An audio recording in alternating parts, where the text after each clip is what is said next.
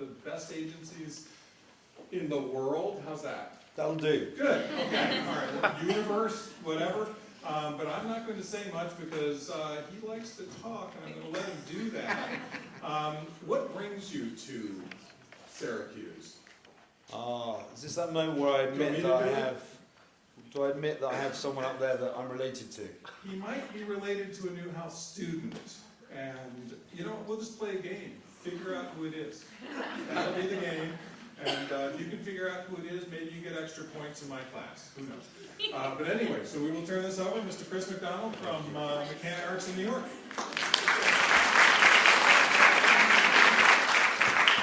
Interesting that my daughter's here and she's actually not an advertising major, so I think I've done a good job of putting her off. Clearly, I'm not Australian. That's my first comment, because when I arrived in New York, everyone said, "You must be Australian." I'm not Australian. I am English, and I'm delighted to be here. Thank you for coming. As you can see, I started in the old-fashioned way, having done this for about 25 years, of trying to find a title for my presentation that would make you turn up tonight. I thought if I started with advertising is dead, one, the only way is up. It's going to be more positive as the presentation goes on, because otherwise I don't have a job. Half of you who have spent 3 or 4 years of your life developing your advertising experience are going to be miserable, and we'll have a very boring and sad night. That's not the intention. The intention is hopefully to take you on a bit of a journey. And the journey that I think is changing every day, because actually the second part is long live advertising. Advertising is, I believe, never going to die, but it's evolving.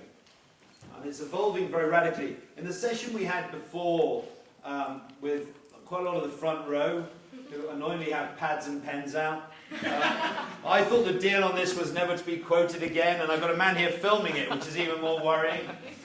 So I'll probably be slightly politer than I normally am. My other big learning when I arrived in New York was that I had a lot of HR training, let's put it that way. The English are slightly less polite, perhaps, than they need to be. So, the front row, who are all with pads and pens. We were talking earlier, and people were talking about how, I'm specialising in digital and digital advertising.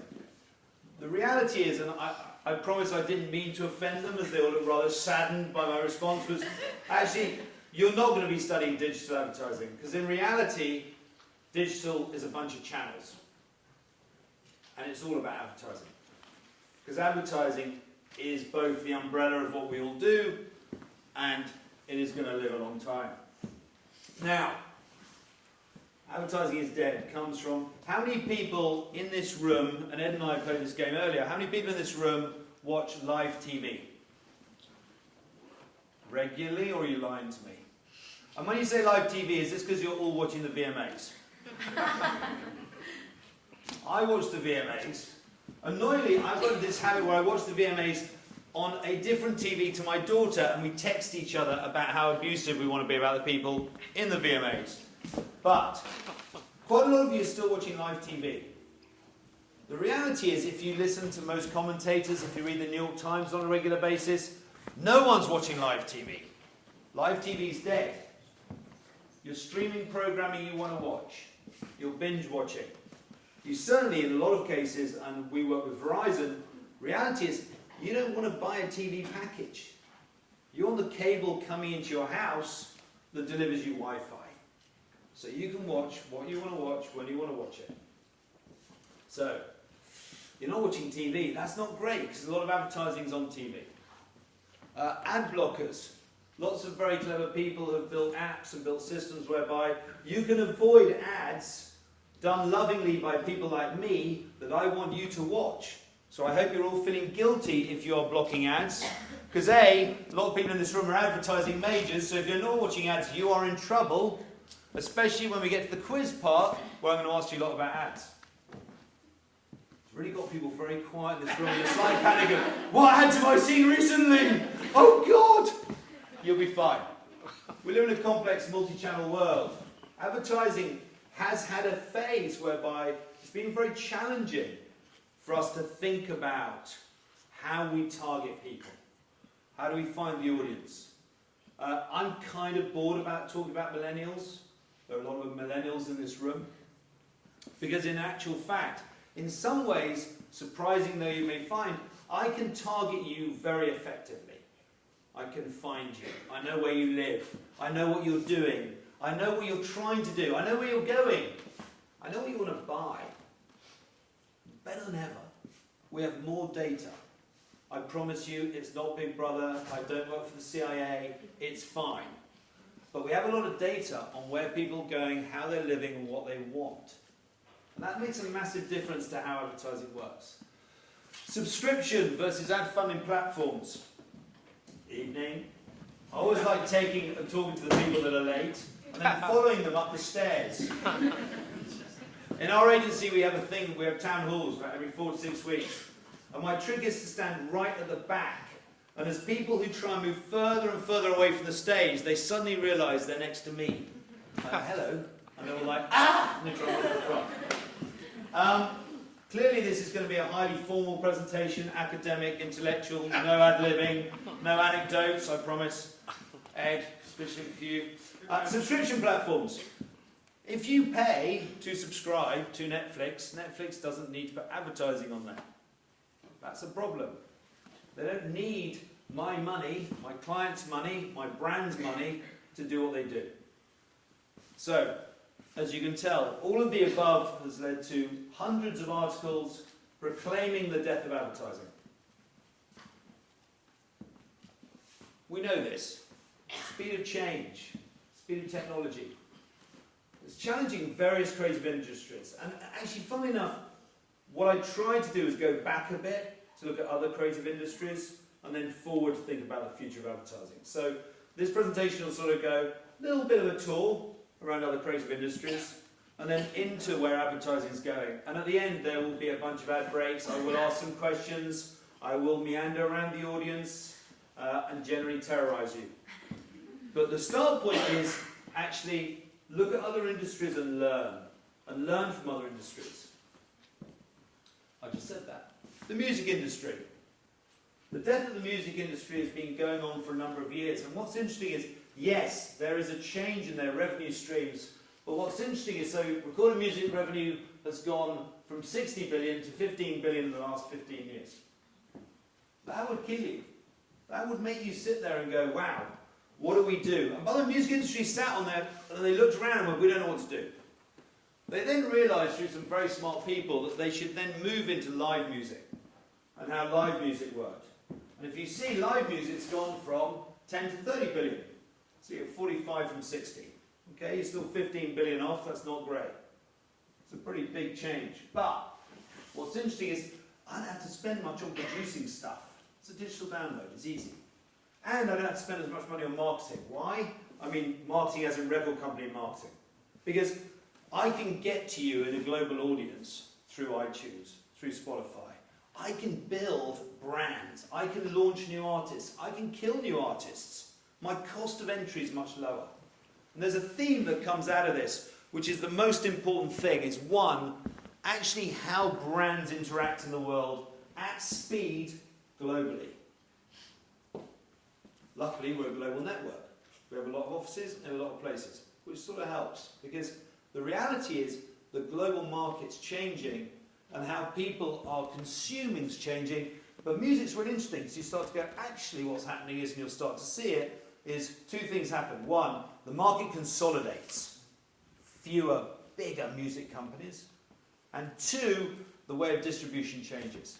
And you're going to see this as a theme as we carry on through this. The film industry. Lots of debate at the moment about fewer, bigger films. Bigger franchises. Less mid-market movies. There was an article in the New York Times magazine about 2-3 weeks ago where someone did a whole analysis of this around what's happening in the film industry is, yes, they've got the big blockbusters, but they're not investing in the films that actually sit in the middle of the market. I.e., prove to me that if I spend $200-300 million on a movie, it's going to make money back for me. I'm not going to spend 50 to 100 million. Well, the reality is actually cinema revenue's up. People don't like the cinema. People are still going for cinema. It's a bit of a surprise, because you go, why would I? I can stream what I want. I can get video on demand. I don't need to go to cinema. Well, thank God humans still like interacting in spaces like this, watching films with other people. Hopefully, if it's a horror film, screaming with each other. If it's a comedy, laughing with each other. And if it's an emotional film, crying with each other. Human nature doesn't change. Studio revenue is going up. Studios are doing pretty well. It's doing pretty well. And actually, video on demand is part of the answer. Come back to my point about technology. You know as well as I do, if you've got cable, you flick on video on demand, you're looking at movies going, didn't that just run in the cinema like a month, 2 months ago? Yeah, great. And by the way, you're going to buy it for $15. Okay. I'm not buying the DVD anymore. I'm not buying the Blu-ray anymore. But I'm buying it. And more people are buying it. Why? Because the distribution system's so much better. It's so much easier for you to get. And you can decide what device you play it on. So it's even better. I mean, half the people in this room, if they're anything like my rather dangerous daughter at the top, her iTunes account is abused on a regular basis.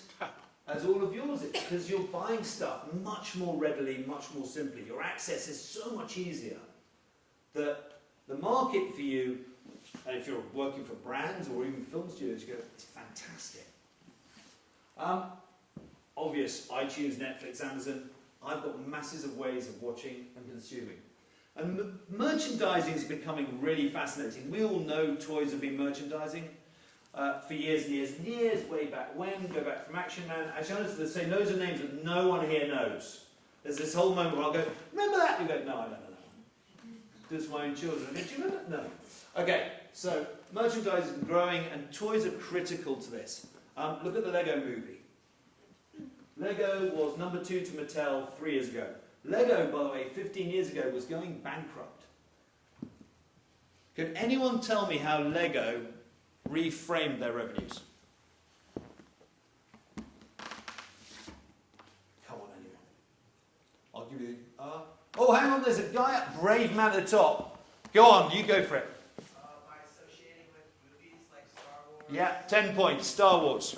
Star Wars was the reason how Lego moved from a company who the year previously actually fired 20% of their workforce to the company is today as the biggest, as of 2 weeks ago, the biggest toy company in the world.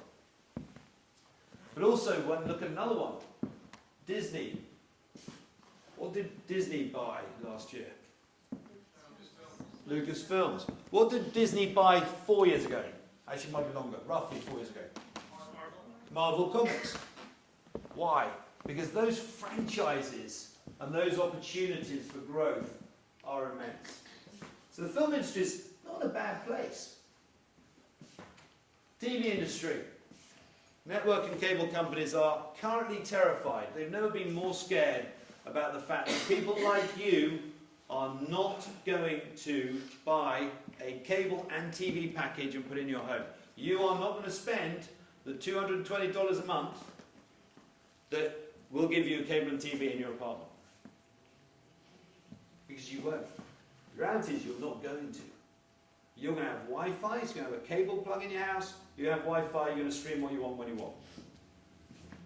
They are in the business called cord cutters and cord shavers. I don't know how many people have heard that phrasing. I've got to say, I spent most of my time in one meeting staring ahead of me going, what are you all talking about? Streaming content from subscription platforms is a problem for them.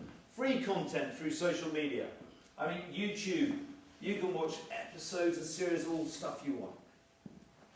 Massive challenges. But the global growth predicted for TV companies in the next 5 to 10 years is between 15 and 20%. So hang on, that whole background makes you wonder. Why? Because it's the only way to reach a mass audience. The reality is, how much do you think of the US ad revenue, i.e. clients of mine spending money in media, how much of the ad revenue do you think they put into TV? Roughly. Percentage. You don't have to put your hand up, you could just shout out loud. 40. How much? 40. 40. Bit high. I was hoping you'd go really low and I'd surprise you. Damn. Okay, she failed. One of the front failed me then. I was really relying on you going like 10. It's going from, so in 2007 it was 33%. 2015 it's 36. She's got a pad and a pen out. She clearly knows this stuff. Through multiple devices, multiple platforms, TV's changing. The way TV is consumed, the same as film. The way you buy stuff. Think about the episodes in the series you want, you can buy them. But also, so I can make you pay by the episode, by the series, or by the... But money in the delivery system. The reality is there's a consolidation. Look at what's happening right now. So AT&T buy DirecTV. Charterhouse buys Bright House, buys Time Warner. Just imagine how they're consolidating. Why? Because it's all going to be about the delivery system. I'm going to make money by making you use more data. My job too is to make you use more data, and I will use more data, which means I can get at you with advertising. And global reach.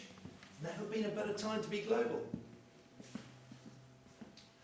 The models evolve with technology. Sorry, there's a slight eye chart, but it's one I quite like.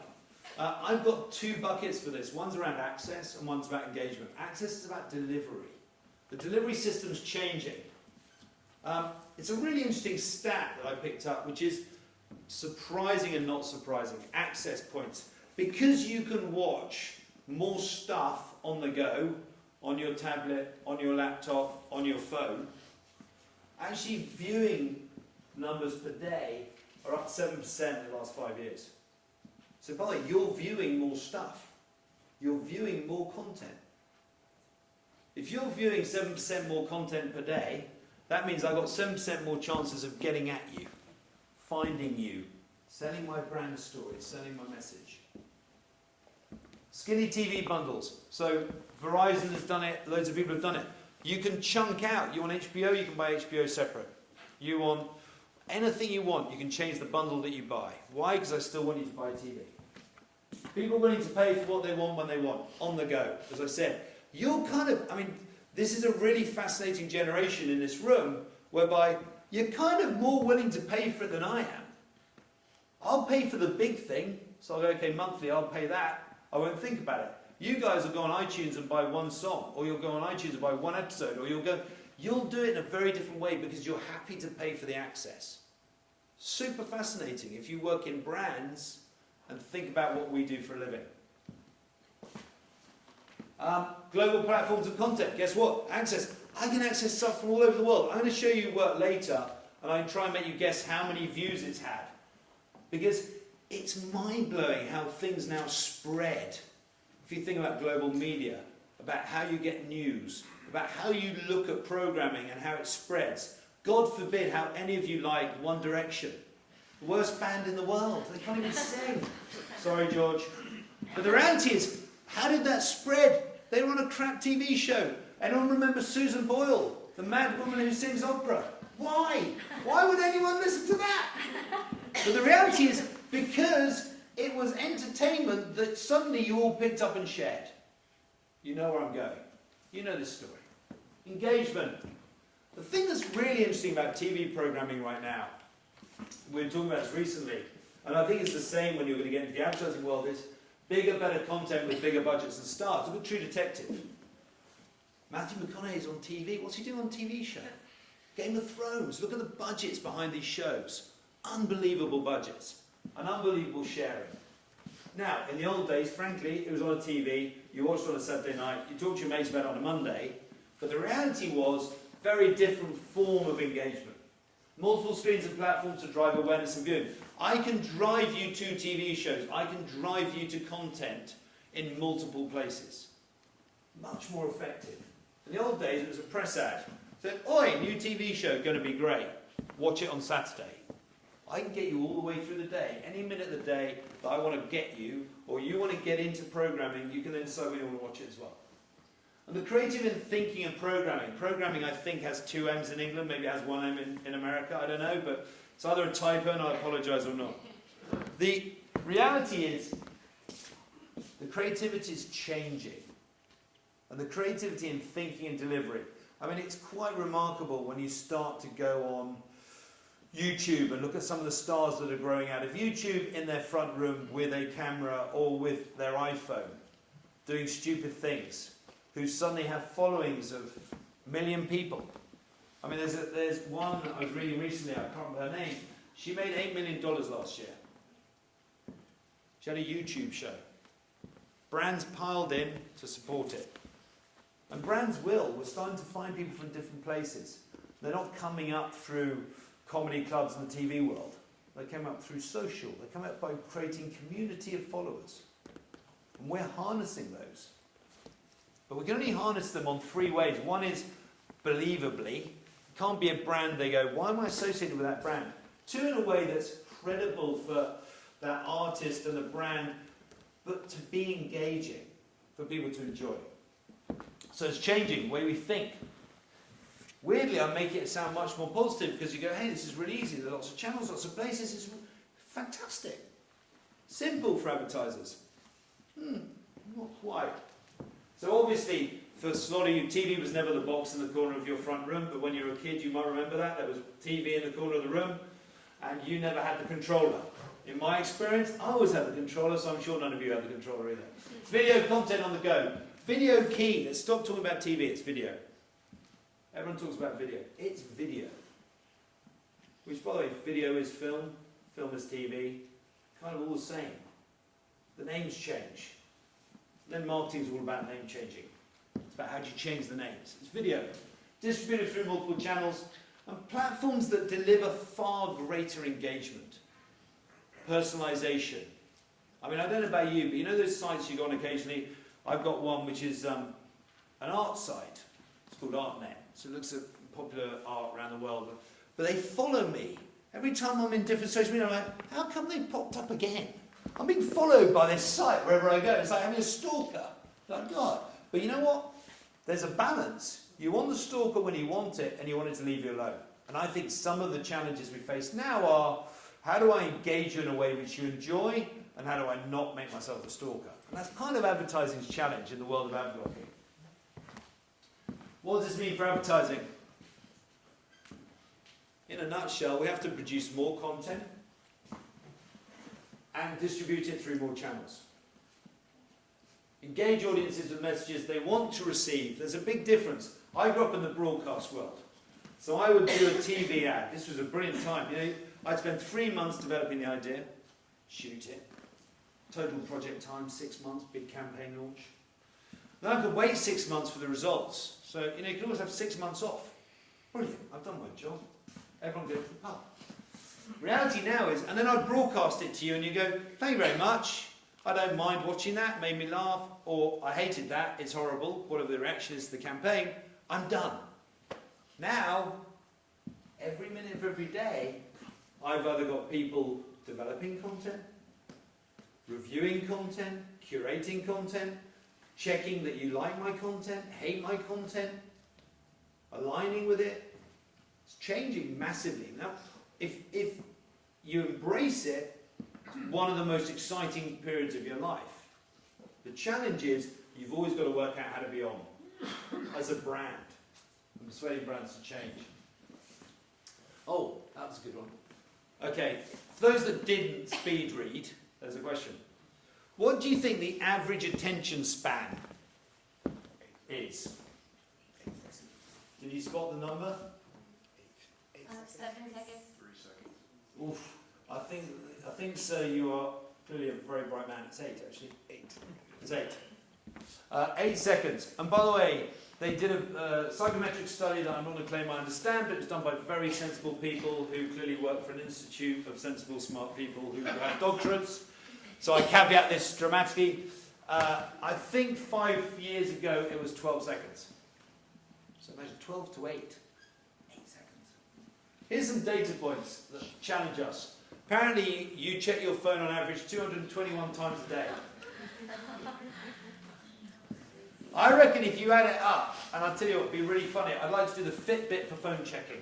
Wouldn't that be great? You could say, today I checked my phone 326 times. This muscle's, I'm going to change to this arm. You spend 20 hours a week online. By the way, this is the average. People in this room, you spend 150 hours a week online. That's the average. You watch videos between 3 and 15 seconds long. You send 6 billion emojis a day. That's a global number, to be fair. So 6 billion emojis are sent every day. I really hope not the same bloody smiley one. Please be more interesting. And lastly, I think what's interesting is Google calls these micro moments. This is getting really interesting because I think the world of micro moments. timely, simple and relevant. That's the challenge. Now, to be fair, if you come out of the advertising world, in some ways it's easier for us because we spend our whole life working in seconds. Everything we do is in seconds. Okay, 6-second Vine can be tricky to say anything interesting, but the reality is we work in time lengths. Video's the future. I mean, I don't know who spotted this. Okay, good question. Who announced this week that they were going to start putting out 30-second branded ads? Instagram. Thank you very much. The other one was, I can't remember what the other question was, but the reality is everyone's moving towards video content. Everyone's moving towards branded video content, and fundamentally this comes down to my point about digital advertising. The reality is advertising, because all you're doing is changing the channel, but you're putting out the same or slightly amended messaging. That's what it does. At McCann, sorry, this is like that commercial moment. This is my own commercial moment. It's like the ad break. At McCann, sound like that news presenter. Currently at McCann.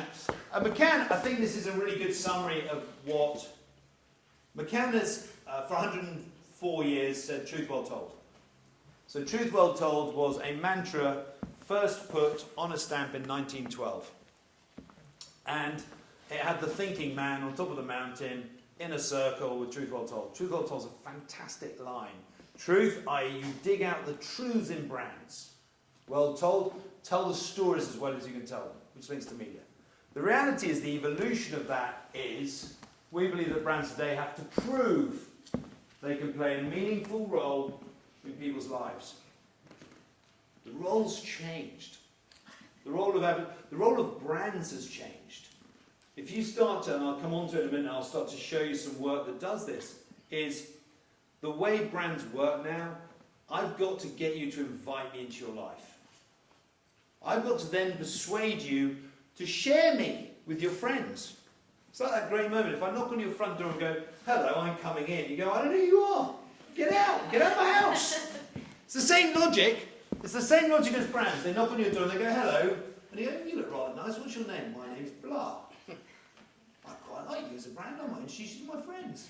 I mean, if you follow, I'm serious, if you follow your everyday life of how you interact and build friendships, let's not even go near dating. It's a whole other thing. I don't want to go there. But the reality is, that's how brands work. That's our job. Our job is to find ways of persuading you to like my brand, think my brand is one that should be part of your life, and find a way of interacting with my brand. Love it, I share it, buy it, might be a product, service, whatever it is you want to buy, and then want to be part of it for the long term. Meaningful role. I think there's an amazing thing now whereby advertising has become more meaningful. If I look at some of the work that I've got on here, we're building better, deeper engagements with people. And part of that, weirdly, is when I grew up, it was in 30-second or 60-second increments, or maybe a 10. Here it's 15, 30, 45 or 60. Time length for TV ads. Reality of a lot of the work now is I can stick something online that's 4 minutes long. I can stick something on social. I mean, we work with Cuervo, so we do the whole of the social media for Cuervo. It's a bunch of clearly very drunk, happy, fun people. That is the community. If we are not fun, they are not going to be part of our community. What do? We do ridiculous things. I've got an example on here later, but we do ridiculous things that engage them. Some of them 3 minutes long, some of them are 4 seconds. But that's one of those amazing moments where you go, isn't it incredible that we can now open ourselves up to do things that are 3-5 minutes long? Every creative I've ever met is writing a film, short film, play, novel, they're doing something. They can now write those films. So meaningful role. Sadly, in the world of my marvellous technology in PowerPoint, my arrows moved away from my words. I can't tell whether this is symbolic that actually technology hates what I've written on this chart, or whether it's true. Creativity is still the key. Everyone that stands on this stage who talks to you about advertising, talks to you about communication, talks to you about journalism, about creativity. It's about the work. It's about what we do. It's about the ideas. It's about the strategy. It's about the thinking. It's about the creativity of how we get into your lives. I think there are 3 parts to it. I know they all start with E. Sorry. Felt kind of alliterative. I felt really smart when I wrote the chart. I think it's about entertaining. For obvious reasons, I've got to entertain you. Remember, I've only got a possibility that you're going to have a span of being interested of 8 seconds. I'm going to try and get you in 8 seconds. Oh, well, hello. Technology, nothing to be afraid of. Update now. Just later. Don't update now. Later. Later. If you update now, I'm in all kinds of trouble. See what comes back. This is that moment where I start to do mine. Anyone know a good song, story? All of that. Entertainment, we have to entertain people. If we don't entertain people, if I don't grab you, if I do not want you to get involved with me in 8 seconds, you've gone. You're back looking at your phone for the other 220 times that you've gone to look at your phone today. Educate. Educating's interesting. It's changed. I really genuinely think the world's changed. I think you guys in this room have changed the world. People are looking to be educated. They're looking to find out more stuff. The thirst for knowledge. You know, we all do it now. I don't know the answer to that. I'll Google it. Instantaneous education. It's not like, hey, you know what? I'm going to go home and find a thesaurus and look up that word. I've got a dictionary in my pocket. No, you're going to Google it. You expect to know now. You're not going to hang around. I can pay for it now. I can buy myself a car. I can buy myself whatever I want right now. I can do anything I want now. But you want to kind of be educated. There's a funny way of where the world's changing. And advertising, by the way, is reflective. I mean, there's a whole different speech for a whole different day, but there's a whole debate about whether does advertising start a process or does it reflect it. In reality, most of the time, it reflects it and builds on it. It doesn't often, because we reflect what's going on in the times rather than try and dictate. Certain brands do, it's different. Engage. If I don't engage you, if I don't make you enjoy, get part of, be part of this, my brand's failed. And my advertising has failed, and my client fires me, we all go home and Georgie leaves it. Disaster. Engage. What I've got is I've got a bunch of different films, and when I selected them, it's really funny. When I started to select these, I suddenly realised that not one of them is a TV ad, which is super scary. Now, here's the good news. They ended up on TV, because a lot of them were long-form content that people cut down. It's not where they started. And some of the really fascinating thing about this, when I was pulling this together, was how many people viewed some of this work. And some of it had no media. It existed. There was some media in terms of trying to make sure it got shared, it got promoted online. There were some ways we did that, but fundamentally it had no media. Here's the first one that I think is amazing. About 3 minutes long. Sound?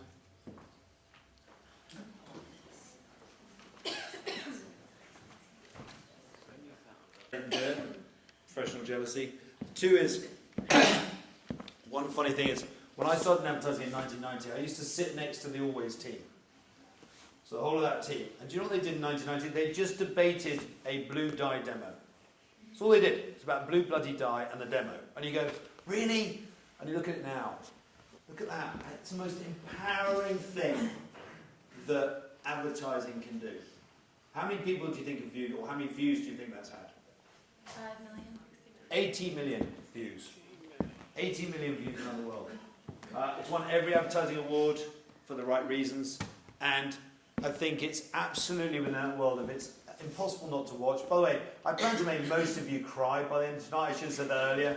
There should be some form of ability to provide Kleenex in the room, because there's a lot of films here that's going to be pretty emotional. I always find myself crying at that, because I think it does what it should do. Advertising should entertain you, it should engage you, and it should educate you. Which I love. This one. This is brand new. I'm not even sure. I stole this from my own MasterCard team. So I'm not even sure if this is run. So if anyone comes to you from MasterCard or from the McCann MasterCard team and says, did you see this? Say no. Because I honestly have no idea if this is run. I stole it yesterday. This is another great example. We do MasterCard. Everyone knows the Priceless campaign. It's been going for about 20 years. Unbelievably successful for them. What's interesting is we moved from a TV model where we used to do broadcasting priceless moments. The kid with his dad at a baseball game. Those were the moments. Now we do experiences whereby 95% of the media around MasterCard is built on experiences. We've got one at the moment which is slightly mental, which is for certain MasterCard holders. There are competitions where they end up having dinner in the middle of a baseball pitch, or in the middle of a museum amongst all the kind of, in the lower ground floor, amongst the thousands of museums. Amazing experiences. So we flipped Priceless to be much more about experiences and real things that happen. And this is an amazing example, which, as I said, I A, have no idea if it's Ed, and B, don't know.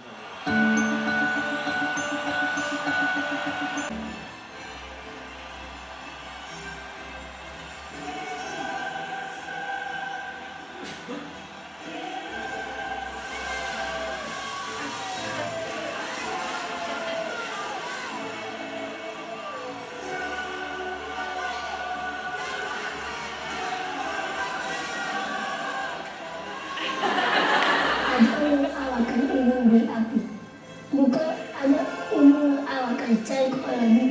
Buka ada no express this kind of life. This is where you come up with this kind of joy. That's it, I can see. Quite an amazing story. He doesn't react at all. You're like, God, where's he gone? He was so shocked at the end. He says, what more can I say? I think what's really interesting about this is obviously it's a sporting moment, but doesn't involve the stars of the sport.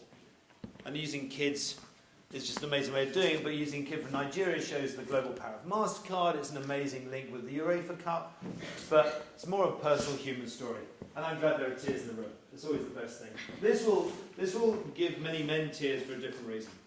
Have you ever seen this? All men have got the joke, thank God. This is an amazing, and actually just caught everyone by surprise, the way they did this. And by the way, the way they filmed it is much more complex than it looks. But I will just play it for those that haven't seen it. And while you marvel at the fact that 90 million views. I've had my ups and downs, my fair share of bumpy roads and heavy winds. That's what made me what I am today. Now I stand here before you. What you see is a body crafted to perfection. A pair of legs engineered to defy the laws of physics. And a mindset to master the most epic of splits.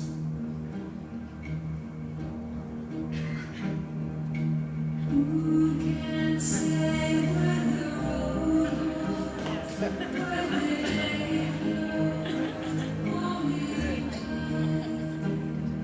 And who can say if you love the rose as your heart chose, only time.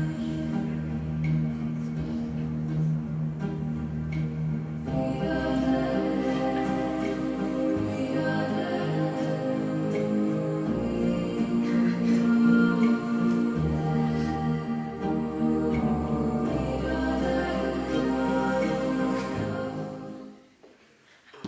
Quite remarkable. So 90 million remarkable way.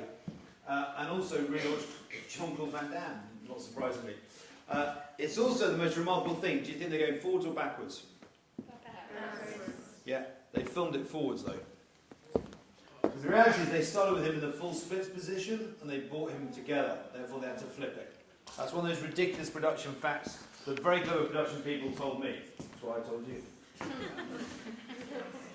The next one, I want to apologise to anyone who is in any way squeamish. This is one of ours. We did this for a...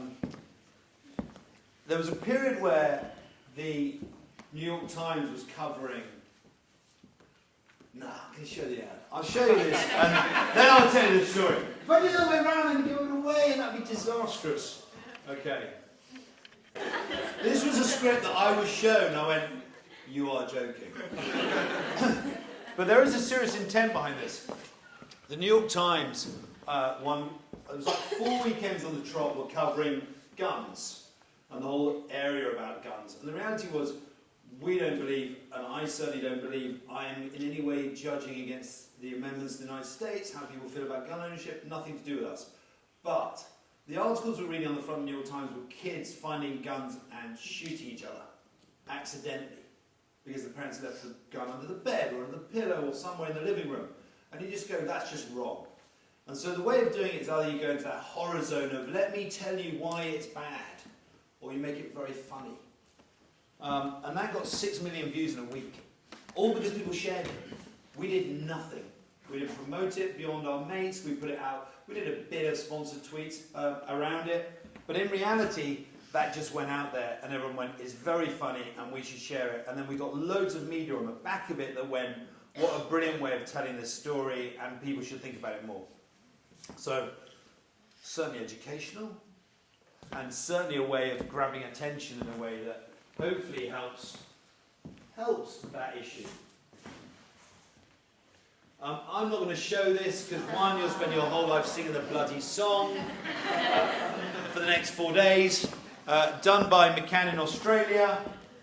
You know the story. It was a public service announcement campaign aimed at drunk Australians who kept falling off train platforms and dying on occasion, which was not great. The thing about this, I think, is it showed a very different way of thinking about the use of social media, building out characters, and then following through to, I mean, they got a song in the iTunes top 10. I think it might have been in a sort of Azerbaijan, but it's a country and they were in the top 10. But also, they have created a game on the back of this. There's a kids' way of, it's become a whole movement unto itself. And I think that's a really interesting thing, that this was, in the old days, this would have stayed in Australia. It probably wouldn't have got out of Melbourne. It got global. We did a whole film of kids all over the world singing and playing guitar or any instrument to a song. They kept doing the song. People all over the world sending it in. It's mental. Anyway, I'm not showing it because you're all going to start singing. Sing it. Ways to die. Well, dumb ways to die. I'm not going to sing anymore because that would be bad. I don't know how many of you saw this. There was an amazing piece on, I think it was on Instagram, where this guy was in the bathroom combing his kid's hair. And these two guys were telling the story in a little film about how they got up at 5 a.m. because their daughters felt really strongly about going to school with their hair brushed a certain way. And these two men had the most beautiful love for each other and their children. And we do work with Nikon. And we said, look, will you work with Nikon to do a film? We'll give you a camera, just take a film of your day and your life and what goes on in your life. And it was so moving. Actually got on Good Morning America, got on loads of shows, but it was just such a wonderful story. And this is one of those moments where you go, it was all part and parcel of, I think, advertising reflecting culture, where people are becoming much better. The whole, Supreme Court judgment on same-sex marriage was coming out at the same time. But also it wasn't even that cynical, it was just a really beautiful love story. And telling their story was just very humbling of how they look after their kids and how they behave. Two remarkable men. Cuervo, this is at the other end of slightly beyond lunatic. So we've worked with Cuervo for a while. As I said, they have a massive social community who are very engaged, and we provide content. And someone in our office had this brilliant idea of how to test the margarita. By the way, Cuervo launched the margarita, they invented the margarita. And there is, I'm sure, because in America there seems to be National Everything Day. National Co-worker Day, National Assistant Day, National whatever. Everyone has a day. I'm very impressed by that. And I think there was National Margarita Day. Of course there is. I expect all the students here to go, yeah, of course, come on, we were there. We're there every year when National Margarita Day. And we did this, which is, I think, mental, especially when I'm useless with technology. Let's see if I can get this thing as well. Yeah, there you go. Bear with it, it's a slow build. But it's really, really cool. It's a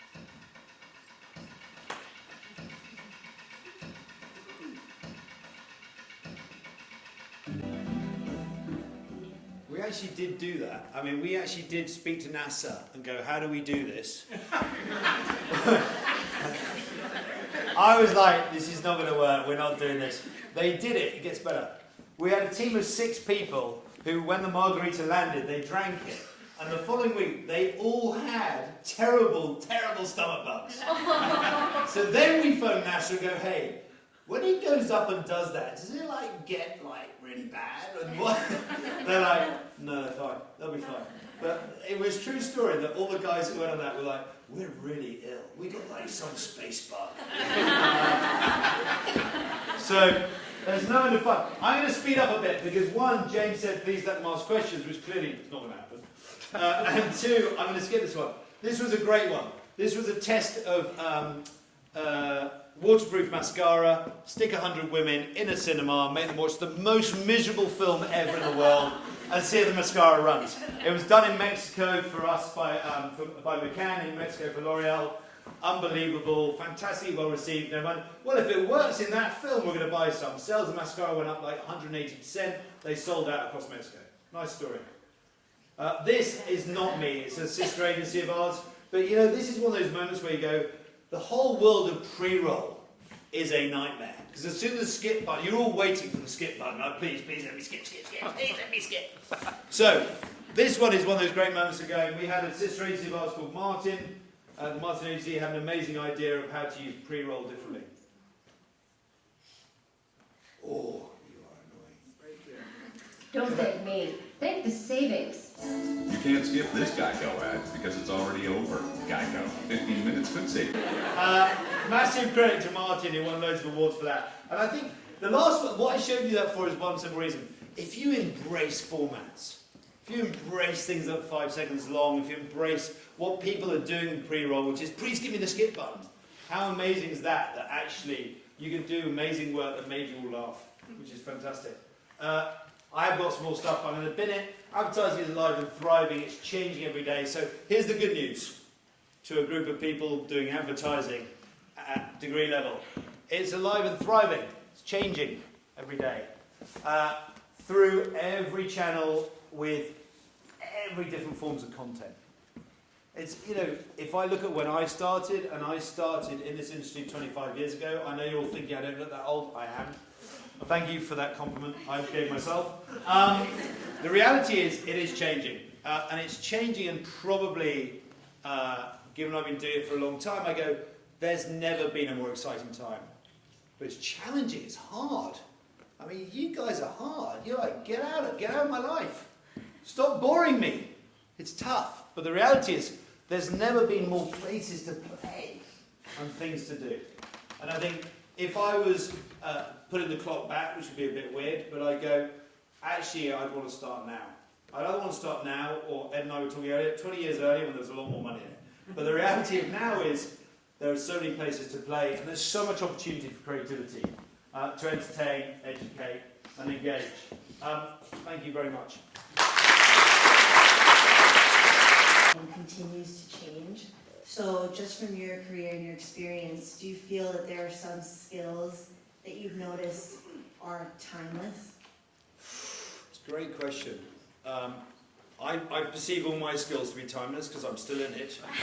I think that's a great question. I think the great thing is about advertising agencies like ours that have been around 110 years is we keep changing. But I think there are a couple of things I'd say have stayed the same. One is we own brand strategy. And what's kept advertising agencies like mine through all the eras is we are the custodians of the brand, we understand the brand, and we help clients protect their brands. And I don't think that's changed much in the 25 years I've been doing it, and I think that has seen us through lots of eras. We're going to get attacked by digital agencies, we're going to get attacked by, management consultants are trying to create agencies. Clients internally building their own agencies, but they can't do that. I think that's one. I thought the other part of the question, which is interesting, is one of the challenges now for anyone doing media is, I'll be hiring you. You probably won't go necessarily to UM, we'll be hiring you back. but we'll be hiring you, and we'll call you communications planners, connections planning, whatever you want to call it, but the reality is we have to bring media planning, multi-channel media thinking back into agencies. And I've hired one very senior guy now, and we'll bring him in. Because creatives can't, strategy can't think, and creatives can't deliver work unless they understand the channels, and how channels work and how to get you. And that links to data. The other thing is about how we own data, and the data we have. Any other questions? Are you going to do yoga now, or is it... Do you want to do... No, I just... Oh, no, I'm joking. Any other questions? There's one there. So, Go ahead. Oh, sorry. earlier you were talking about how back when you did broadcast, you worked, 6 months to get the ad up, and then you had a break. But now everything's always going, you're always doing something. So in this extremely crazy time of working in advertising, what is the one thing you think we should always keep in mind? What's the one thing you should always keep in mind? I think you've got... I mean, I normally do this lecture to a bunch of our people. I used to have a boss that said, look, no one died. I don't work in a hospital, but have fun. Have fun. Because, by the way, there's nothing better than being surrounded by a bunch of like-minded people who are having an amazing time on going to amazing places and working with amazing people and clients and working with brands. Someone hands you a brand and goes, hell, help me. Have fun. If it's not fun, get out. I mean, genuinely, that's why I still do it. And I don't believe in management in corner offices either. Management's about being... I'm still an account guy who deals with clients. I mean, I sold work the other day. It was exciting. I presented and sold work. I went to a pre-prod. You've got to stay in the job. Well, you might as well work in a bank. One more. So my question is, because you're in the business, do you find yourself watching advertisements from a different perspective? And if so, what was your favorite ad that you've learned the most from? Wow, that's a really good question. Yes, I watch advertising. Normally I'm muttering to myself if I hate it, I get really irritated, and sometimes I'm muttering to myself that I wish I'd done it. So yes, I do. I mean, the oldest trick in the book, and I still think this holds true, is if you're watching TV and you watch the ads, what's the one thing it's telling you? And has it told you in an entertaining way, and did you remember what the brand is? It's always a good 3 test. And if I find one of the 3 I don't spot, I'll go, it failed. So yes, I do. I'm slightly like, I look at advertising through that lens. I think, I haven't got long. Have you looked at me like, get on with it. I think, I'm trying to think of what's the one thing I remember about it. I think I've got 2 examples. One which is I did a campaign I really believed in, and I think the advertising was better than the product. And it's interesting, the disconnect between the product and the advertising. We'd worked on it for a long time, it was a launch, and we persuaded ourselves this product was amazing. Clients kept telling us it was amazing. Clients are always going to say that product's amazing. And we produced a very hyperbolic advertising campaign above it, and the buyer, the consumer went, that product is shit, excuse my language, and your advertising may be amazing, but the product is still the product. And that disconnect was a real learning. You can't disconnect the 2 so far. If it's a mass market brand, make sure it's mass market. If it's there are lots of ways of thinking about it, but that was a massive learning for me. And the other one was I did a campaign in Russia where I spent a month of my life miserably with Russians not turning up on my set. So I used to cut $100 bills in half, and I'd give you half and say, if you come tomorrow, give me the other half. And I think I lost about 10 years of my life in that 4 weeks. And that one I realised 2 things. 1, don't shoot in Russia. 2, don't shoot in November in Russia. And 3, don't shoot at night in November in Russia. But yeah, that was a learning. That was actually every form of account management horror show that in the end was remarkable. But yeah, that was a learning. I think it also made me go, note to self, don't go on any more shoots. Too tiring. I'm done. Thank you so much.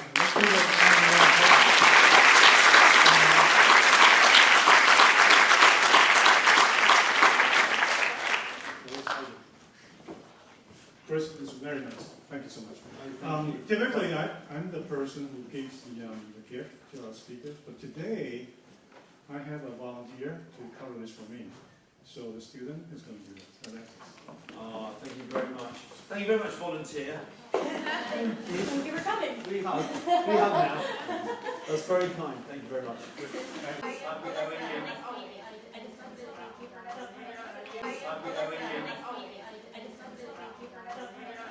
I'm